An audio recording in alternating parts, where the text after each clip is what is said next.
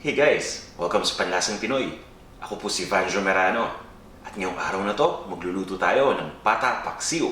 Ito yung paksiw na pata ng baboy. Guys, simple lang to at napakadaling lutuin. Ito yung mga ingredients na gagamitin natin.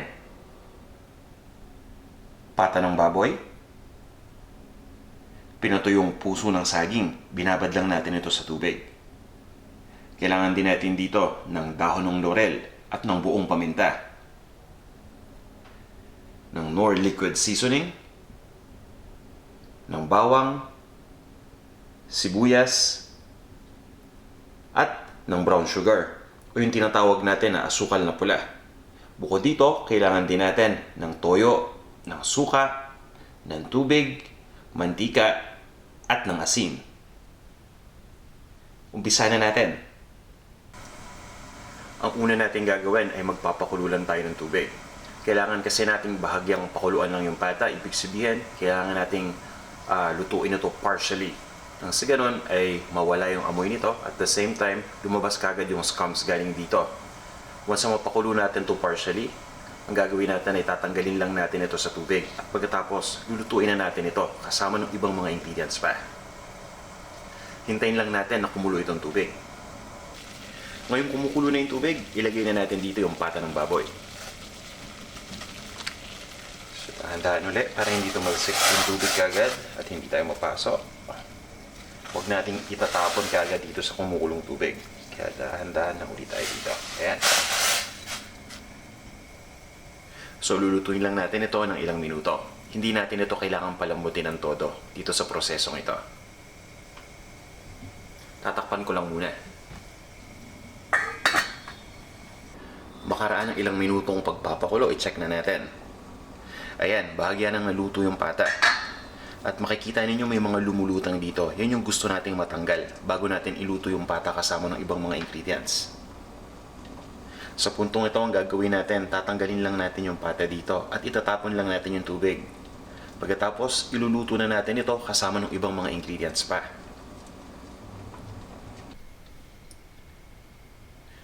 Ngayon guys, after nating matapon yung tubig, ito pa rin yung same pot na ginamit natin kanina.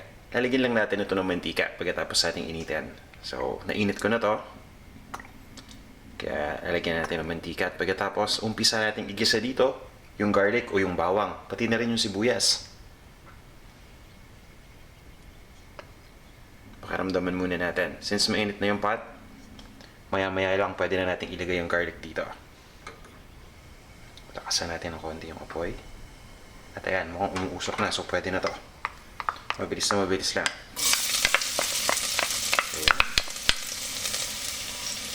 Malaking bagay talaga kapag pinapainit muna natin yung cooking pot bago natin ilagay yung mantika. Dahil mabilis nang iinit kagad yung mantika pagkalagay pa lang natin. So, ayan. Igigisa natin itong bawang. At pagkatapos, habang ginagawa natin yan, ilagay na natin kagad dito yung sibuyas. Pwede kayong gumamit dito ng pulang sibuyas, pwede rin gumamit dito ng yellow o ng puting sibuyas. Mas maganda sana kung sibuyas na hiwa natin ng pinong-pino. Itutuloy lang natin ang pag-isa dito hanggang sa lumabog yung sibuyas. Pagkatapos, ilagay na natin dito yung pinakuluan natin na pata ng baboy.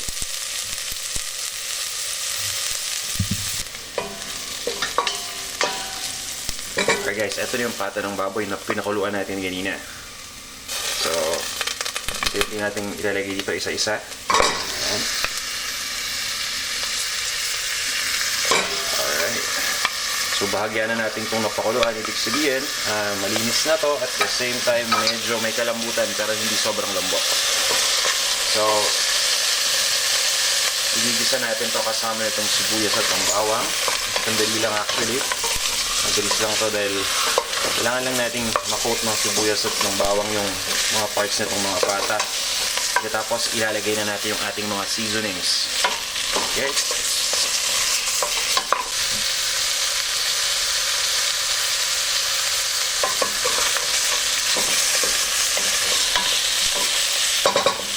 Okay guys, ngayon pwede na tayo maglagay dito ng toyo.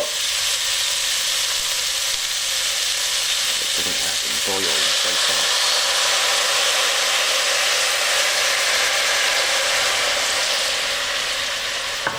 Pagkatapos, maglalagay din ako dito ng Knorr liquid seasoning.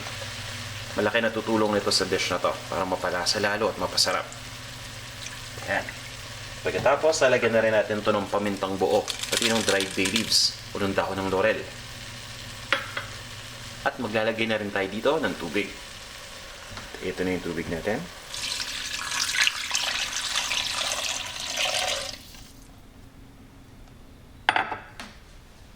Ayan guys, papabayaan lang natin na kumulo yung tubig na nilagay natin. At pagkatapos, tatakpan lang muna natin ito.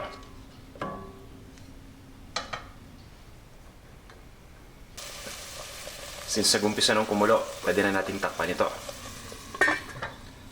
Itutuloy lang natin ang pagluto hanggang sa tuluyan ng lumambot yung karne ng baboy dito. Pwede kayong magdagdag ng tubig kung kailangan. At syempre kung malaki yung pata natin, pwede natin itong bisitahin maya-maya. At sang sa ganon, maibabaliktad natin to para yung kabilang side naman yung maluto at mapalambot. So check natin ito maya-maya. Okay guys, makaraang ilang minuto, ibabaliktad lang natin yung pata nang sa ganon ay maging balance yung pagkakaluto nito.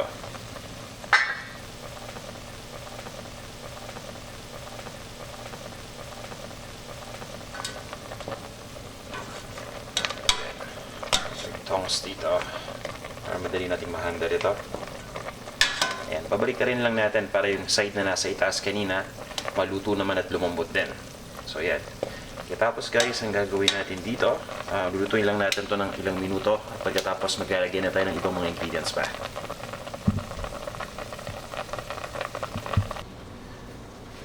Alright guys, sa puntong ito dapat malambot na yung pata natin. At maglalagay na tayo dito ng suka. Unin lang natin yung suka at ihalo natin dito sa ating cooking pot. Alright. So ito na yung suka. Papabayaan lang natin itong kumulo uli.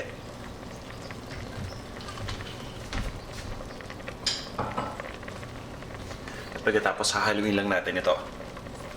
Pagkatapos nating haluin, ilagay na natin yung ibang mga ingredients pa. Okay, pwede natin haluin ito. At ilalagay ko rin dito yung brown sugar o yung tinatawag natin na asukal na pula. Sasama natin dito sa sauce para kumalo ka agad. Ayun.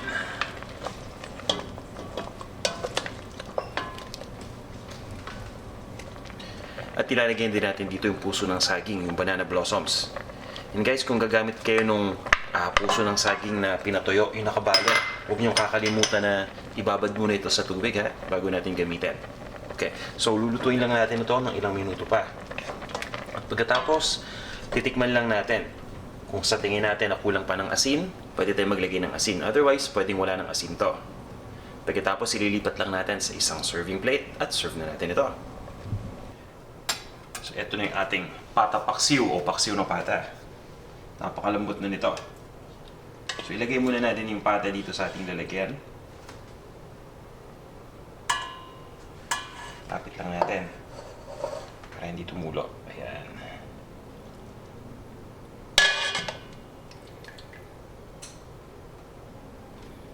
Ito yung pata. Ayan.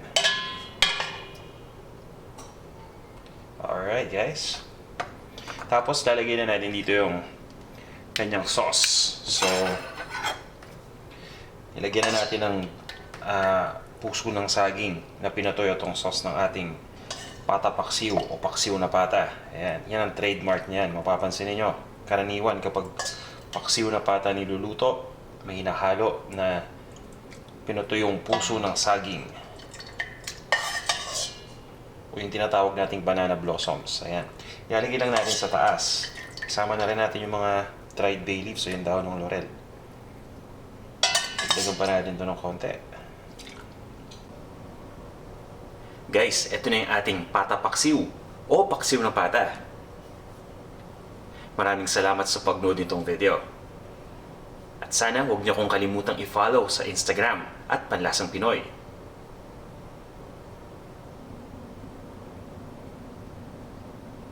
And guys ha, pakiabangan pa yung mga future videos natin. Hanggang sa muli!